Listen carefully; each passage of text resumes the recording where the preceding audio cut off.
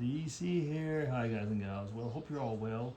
Today is Monday, and often on Monday I do tags. I will probably be doing later on in the day my two usual tags. But last week, Dave Nicholson asked me if I would answer 12 questions, which are from a tag. I don't remember the title now. I think it's 12 things that are affirmed to be true for something like that. And I guess we answer the questions and say, do we think they're true or not, or maybe. So let's go. Let me see. We could almost say, actually, having read them, and you'll see what I mean, is that actually a lot of these things are more like motivational statements than actual, sometimes universal truths. But we'll get to that anyway. Let me see. Question one, or affirmation one. The less you say, the more your words will matter. The less you say. That is actually often true, because it is known that we should, I was almost going to say chew the cud, which is actually ancient and biblical wisdom. Before talking, you remember the expression, was it turn your tongue 7 times or something like that? Chew the cud. Think about it. So the less you say, sometimes yes. So sometimes, but not always.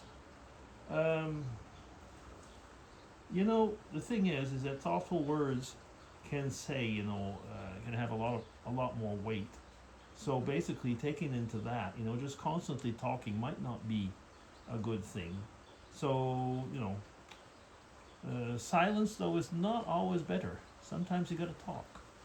So, a bit of yes, a bit of no. In the German language, they have this non-word, which is jein. Ja and nein. It's not a word, but the Germans use it a lot. Okay, question 2. I better move on. Do not take things personally, and life will be better. It can be very useful advice, actually, because people's actions are often about themselves, and sometimes when they're lashing out at you, it doesn't mean that they're actually lashing out at you. They're talking about themselves, and so you got to be careful. How could I say?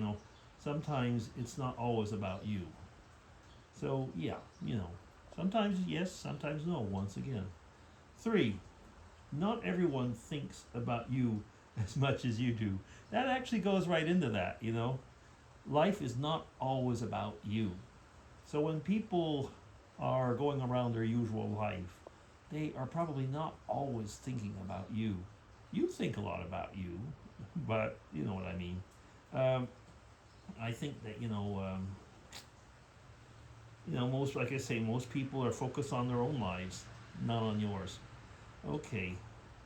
So yeah, once again, not really a truth. 4. When you focus, I'm going to do 4 and 5 together. When you focus on problems, you will have more problems.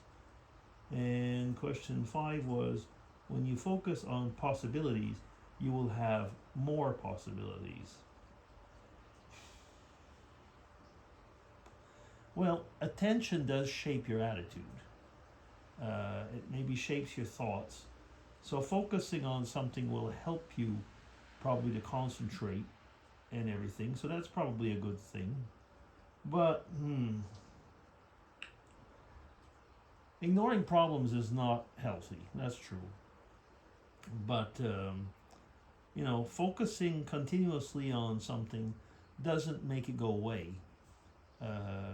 So, sometimes it might make it happen, but sometimes it won't make it go away. So there's, once again, as usual in these type of questions, there's elements of truth.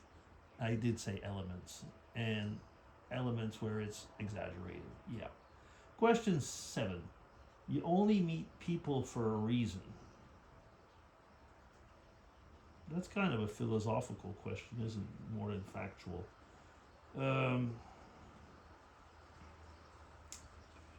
You only meet people for a reason. Well, some people do enter our lives in a meaningful way, um, and sometimes encounters are random. Uh, I guess here you're trying to put, um, is there a divine purpose? Is there anything behind when you meet people? Um, Actually, there probably is. But in this respect, I think that when you meet people, the meaningful people, I would say you have met for a reason. And yes, there will be a divine purpose behind that. And this is me speaking. But not every person that you meet is meaningful or for a reason. Yeah. Question 8. You will. Question 8. You will never really know the value of a moment until it becomes a memory. Well, that is emotionally, it's pretty true. Um, I guess we could say in that respect that memories do increase appreciation. The heart grows fond. What was the saying? The heart grows fond with distance. In other words, memory might amplify certain things. But there are times, like for example, when I was with my dad for the last time, and we knew, because I was going off to Switzerland, and in the shape of his health and everything, we knew we were seeing each other for the last time. And I knew very well that I was creating a memory. I didn't have to be absent to know that. By the way, you might just hear the rain if you listen really carefully. So again, in a large part, it might be true, but it isn't in every time. Every one of these questions seems to be going in that way. Okay, was that number 8? Oh goodness, there's 12 of these. Number 9. Once you take note of the things you are grateful for, you start to lose track of the things you lack.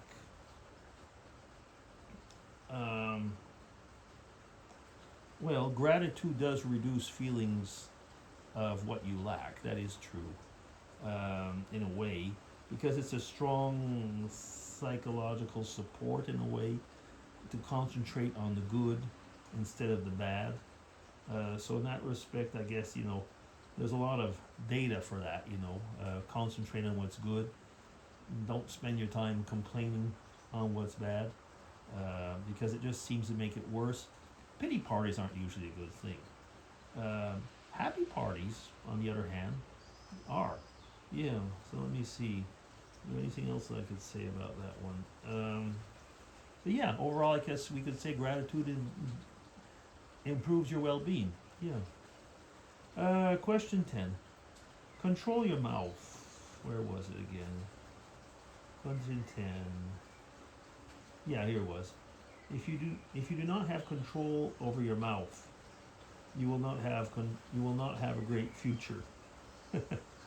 Something like out of the Gospel of the letter to James, actually, the letter to James, about controlling your mouth. And then we talk about in the beginning, chewing the cud. So yeah, there's very much about that, very much truth into that, about self-control and communication.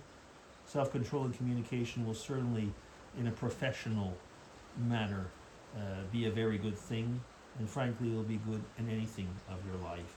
So yeah, I would say it's self-control of your mouth is important for success in your relationships, be it professionally and personally. Yeah. Now let me see. Question 11. What do you think most in life will become your reality? What do you think? Oh, it is. What do you think most in life will become your reality? I guess there's partially true. I guess your thoughts influence your thoughts influence your actions. Sometimes they shouldn't. Sometimes they do. Sometimes they should not. But as I say, sometimes they do. And so, depending on if you are letting your positive thoughts influence your life, yeah, probably you'll be going in a good direction. And conversely, if you're letting your negative thoughts influence your life, you'll probably bring you in the wrong direction. Anything else that I can say about that? Yeah, there's no magic in that though. Thoughts, thoughts on its own will not magically change your life. Yeah. And question 12 and last. The only person you have to fear, the only person you have to fear facing in the morning is yourself.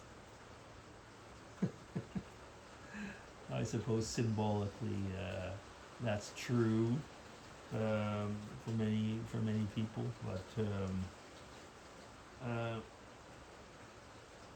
I guess it's your attitude. Fear is something that that's sometimes irrational. You know my. I was going to say you do know, most of you know my faith comes into usually my answers to questions and my grid of values or whatever. So yeah, I mean, there are other things that you might fear, but if you know where you're standing and you have I was going to say, a healthy relation with yourself and your goodness and the bad part of yourself, you're probably on the right track. So yeah, I mean, a healthy respect of yourself is probably a good thing, so that it doesn't become fear of yourself. And is that it? Yeah, it's 12. That's enough. LBDC signing off.